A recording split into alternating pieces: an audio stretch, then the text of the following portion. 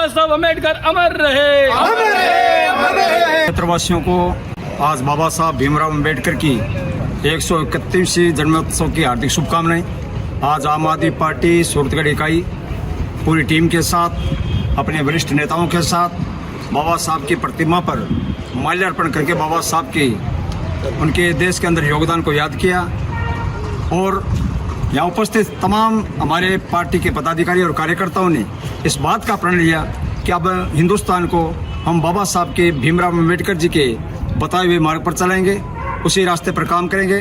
क्योंकि ये सबको पता है जो संविधान बाबा साहब अम्बेडकर ने बनाया, जिस संविधान के अंदर दायरे में हम सब लोग आते हैं, उस दायरे के अंदर रहते हुए ही हम भारत का विकास कर सकते हैं और भारत को विश्व गुरु बना सकते हैं। इसलिए आम आदमी पार्टी बाबा साहब के योगदान को याद करती है, उनके समर्पण को सैल्यूट करती है और आने वाली पीढ़ी को ये संदेश देते हैं कि आप बाबा साहब के बताए हुए मार्ग पर चलें। उनके समानता और सामाजिक समरसता का जो उन्होंने संदेश दिया, उस संदेश पर चलने का प्रयास। बाबा साहब अम्बेडकर के आज जन्मदिवस पर आम आदमी पार्टी ने जो कार्यक्रम रखा है, पुष्पांजलि की है।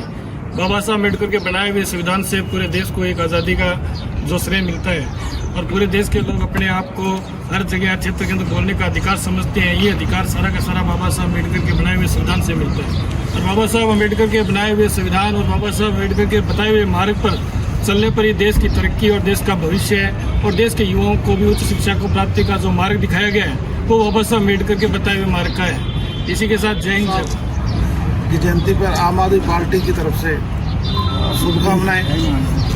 बाबा साहब ने देश के लिए जो योगदान दिया है वो देश कभी भी भूलेगा नहीं, क्योंकि उन्होंने शिक्षा पे बहुत जोर दिया है। उनका विचार था अगर आप शिक्षित होगे तो देश बच जाएगा, देश बचेगा तो धर्म अपने आप बच जाएगा।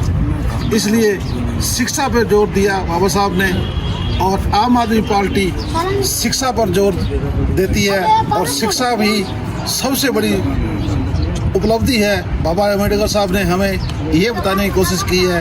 जय हिंद, जय भारत। बाबा साहब अम्बेडकर की जयंती है, इस मौके पे हमारी पार्टी आम आदमी पार्टी ने ये पुष्प अर्पित करने का प्रोग्राम रखा है। बाबा साहब के बनाए संविधान के अनुसार मैं सभी से यही कहूँगा कि उस हिसाब से चलें और मतलब बच्चों को इससे शिक्षा है।